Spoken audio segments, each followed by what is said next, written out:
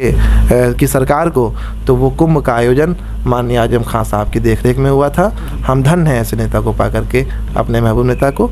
हम सब उनकी उस फोटो को लेकर मैदान में जाएंगे और निश्चित तौर पर चुनाव जीतने का काम। आजम खान के जेल में रहने से नुकसान तो इसे थोड़ा बहुत तो होगा ही, लेकिन आजम खान की एक आवाज़ पे मुसलमान कौम जो है उनके साथ खड़ी है, और अगर उनका आह्वान होगा तो समाजवादी पार्टी के साथ ही रहेगी, और समाजवादी पार्टी की सरकार 2022 में बनेगी और माननीय राष्ट्रीय अध्यक्ष अखिलेश यादव। आजम खान साहब के ऊपर की जो गिराई जा रही है यूनिवर्सिटी, उसमें योगी जी का एक बहुत बड़ा हाथ है। योगी जी इसके पहले जब समाजवादी पार्टी की सरकार थी तो योगी जी भी सांसद थे, तब उनके ऊपर कई मुकदमे थे। आप देखे होंगे संसद भवन में, वो सदन में ही रो पड़े थे, वो योगी जी रो रहे थे।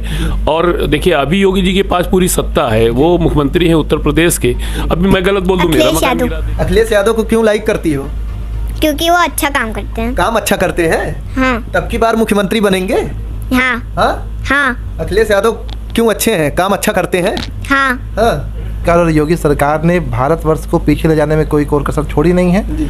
और विपक्ष के लोगों के का फ़ोन टैप कराना, उनके लगातार जासूसी करना, ये इस बात को साबित करता है कि वो डरे हुए हैं, सहमे हुए हैं। और चूँकि 5 बड़े राज्यों के चुनाव सामने आने वाले हैं 2022 में, जिसमें उत्तर प्रदेश शामिल है, जिसकी वजह से वो ऐसा कर रहे हैं। और निश्चित तौर पर यह स्पष्ट करता है कि योगी सरकार वो पूरी तरह से डरी हुई है विपक्ष को घेरने के लिए, ऐसे जासूसी के लिए। अखिलेश जी जेल गए थे, उसके बाद जब आजम खान जी हॉस्पिटल में एडमिट थे तो वहाँ पर गए थे। लोगों को जो है उनके ट्रीटमेंट के लिए बाहर से डॉक्टरों को बुलाया गया था, अभी भी गए। बीच में जो है संसद चल रहा था, उसको छोड़कर जो है वो आए आजम खान साहब से मिलने के लिए। कि वो चोरी करेंगे, ये करेंगे, वो करेंगे। और उसके पहले आप देख लीजिए कि आजम खान साहब जो है जो भी कार्य किए हैं, कोई गलत काम नहीं किए हैं। तो भैया जी आपका नाम? इरशाद सिद्दीकी। तो जिस तरीके से भैया जी पे मोदी सरकार और योगी सरकार ने भारतवर्ष को पीछे ले जाने में कोई कोर कसर छोड़ी नहीं है।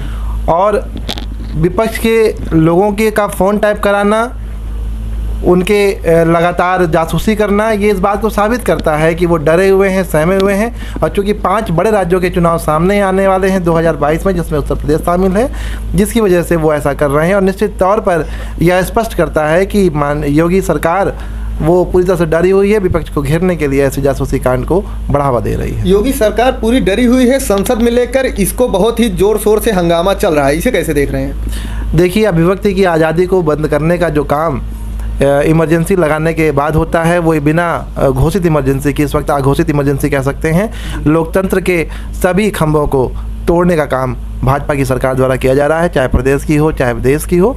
और इसी वजह से ये सारे के सारे हथकंडे अपनाए जा रहे हैं। निश्चित तौर पर लोकतंत्र जो कि भारत की एक मजबूत रीढ़ है, जिसको तोड़ने के लिए ये सारे कुछ चक्र रचे जा रहे हैं, इसको नेस्तनाबूद करते हुए विपक्ष इस भारतवर्ष को आगे की ओर पुनः ले जाने के लिए अग्रसर होगी, और लगातार हम इस पर काम करते रहेंगे। जी, हम आपसे फिर से बात करते हैं। हमारे साथ एक युवक हैं, हम उनसे तब से बातचीत करते हैं। तो भैया जी आपका नाम? सद्दाम हुसैन जी। तो जैसे कि हाल ही में हुए आजम खान की वायरल फ़ोटो को देखकर उनको योगी जी अभी भी इतने वो बीमार हैं, उनको अभी भी योगी जी जेल शिफ्ट करने की तैयारी कर रहे हैं, आप इसे कैसे देखते हैं? योगी जी का जो रवैया है वो बेहद ही निंदनीय पूर्ण है। और योगी जी को इतना सोचना चाहिए कि वो कई बार विधायक रहे हैं, सांसद रहे हैं, लेकिन ऐसे लोगों के साथ जिस तरीके से ज्यादती की जा रही है, तो आम जनता के साथ उनका क्या हाल रहेगा? आम जनता, आपने देखा होगा पूरे लॉकडाउन में जनता सड़क पर मरी, उसके बाद जो है ऑक्सीजन के लिए तड़प तड़प के लोग मरे, लेकिन योगी जी को तरस तक नहीं आया। और जो है संसद में बैठ के बताएंगे जो है कि अरे हमारा काम तो बहुत अच्छा है। और उनके देखिए राज्यपाल राम नाईक जी हैं, उन्होंने आज बयान दिया है कि कोरोना काल में जो है बहुत ही अच्छा कार्य रहा योगी जी का। अरे कौन सा अच्छा कार्य रहा? जनता रोड पे मर रही है, यही अच्छा कार्य है योगी जी का। जैसे बात किया जाए भैया जी, अभी आजम खान से हाल ही में मिले अखिलेश यादव जी, विपक्ष आरोप लगा रहा है कि केवल ये चुनाव के टाइम पर आजम खान से मुलाकात किए हैं। ये तो विपक्ष का केवल जो है सगुफा है, विपक्ष तो आरोप लगाएगी ही। इसके पहले भी आजम खान साहब से मिलने के लिए अखिलेश जी जेल गए थे, उसके बाद जब आजम खान जी हॉस्पिटल में एडमिट थे तो वहाँ पर गए थे। लोगों को जो है उनके ट्रीटमेंट के लिए बाहर से डॉक्टरों को बुलाया गया था, अभी भी गए। बीच में जो है संसद चल रहा था, उसको छोड़कर जो है वो आए आजम खान साहब से मिलने के लिए।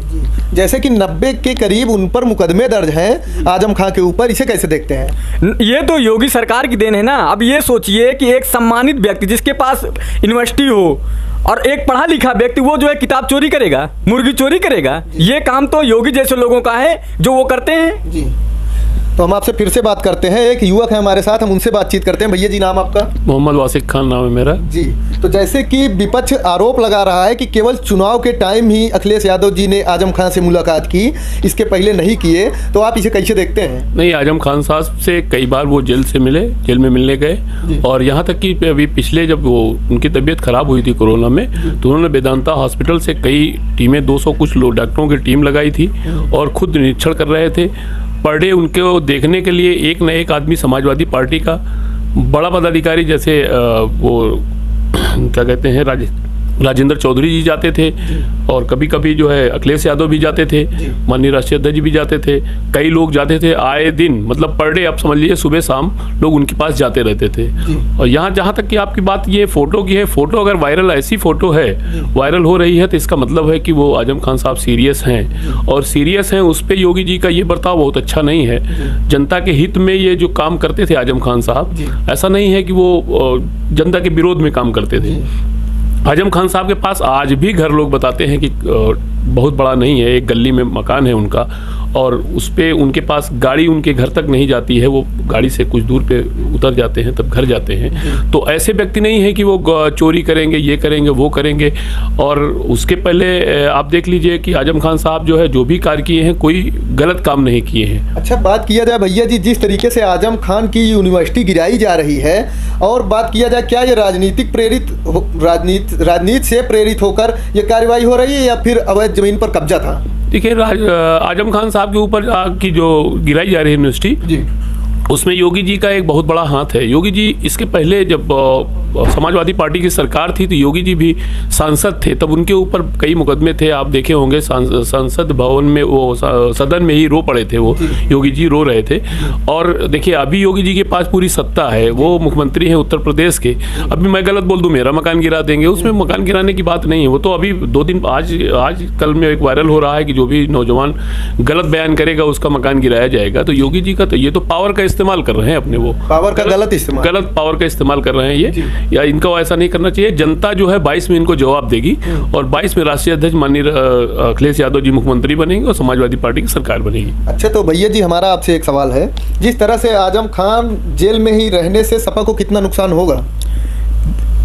आजम खान के जेल में रहने से नुकसान तो इसे थोड़ा बहुत तो होगा ही, लेकिन आजम खान की एक आवाज़ पे मुसलमान कौम जो है उनके साथ खड़ी है, और अगर उनका आह्वान होगा तो समाजवादी पार्टी के साथ ही रहेगी, और समाजवादी पार्टी की सरकार 2022 में बनेगी, और माननीय राष्ट्रीय अध्यक्ष अखिलेश यादव जी मुख्यमंत्री बनेंगे। तो भैया जी, जैसे आपसे हमारा सवाल है, क्या ओवैसी समाज, मतलब कि ओवैसी जो है आजम खान के वोट बैंक को खिसका पाएंगे समाजवादी पार्टी से?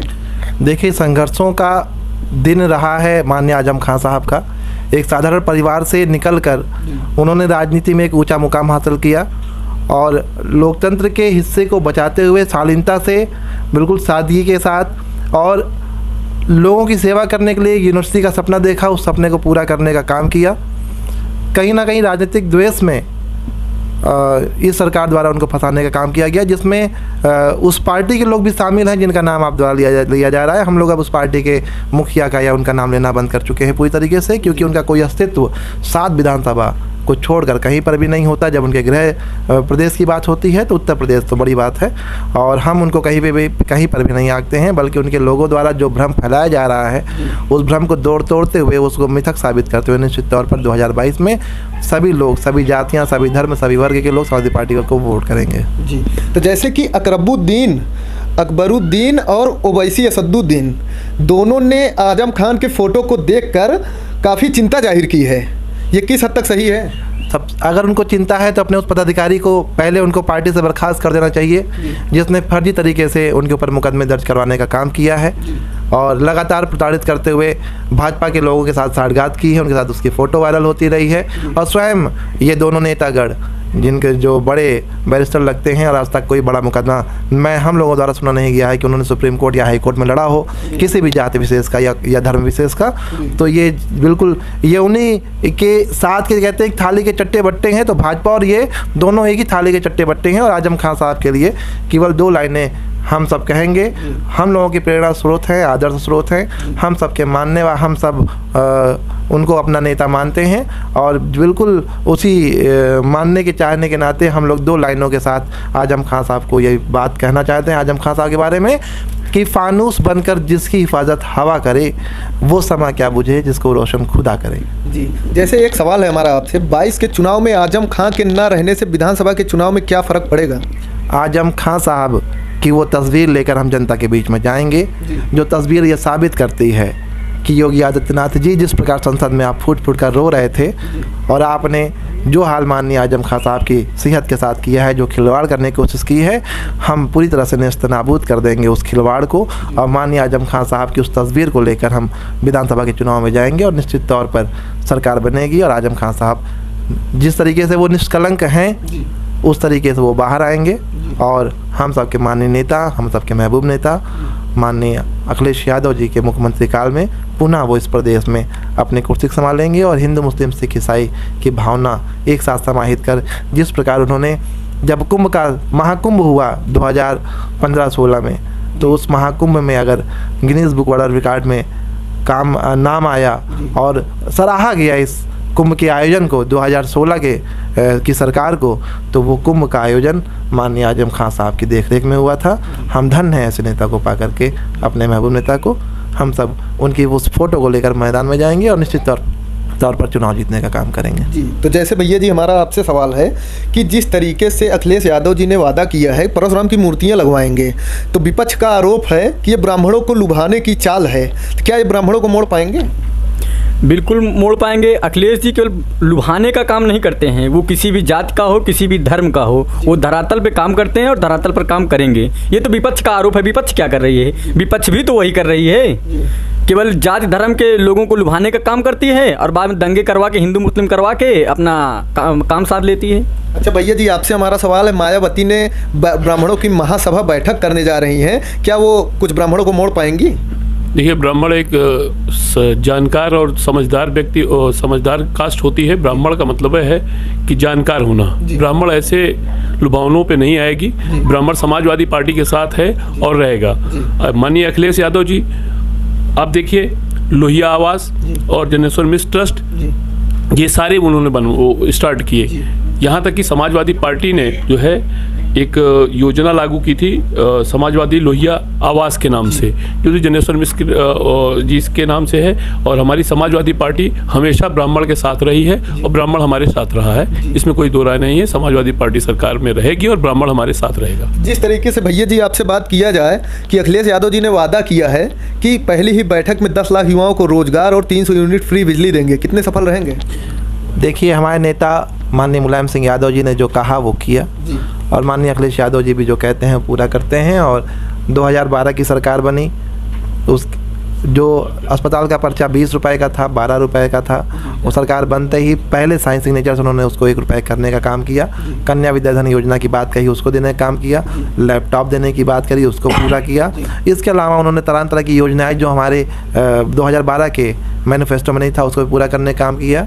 और हर ज़िले में 2-4 बड़ी सौगातें की हैं, सभी बड़े ज़िलों को सड़कों से जोड़ने का काम किया है। और निश्चित तौर पे हम आगे इसको लेकर जाएंगे और विकास के मुद्दे पर ही चुनाव में जाएंगे। तो जैसे हमारे साथ एक छोटी बच्ची है, मुझसे बातचीत करते हैं।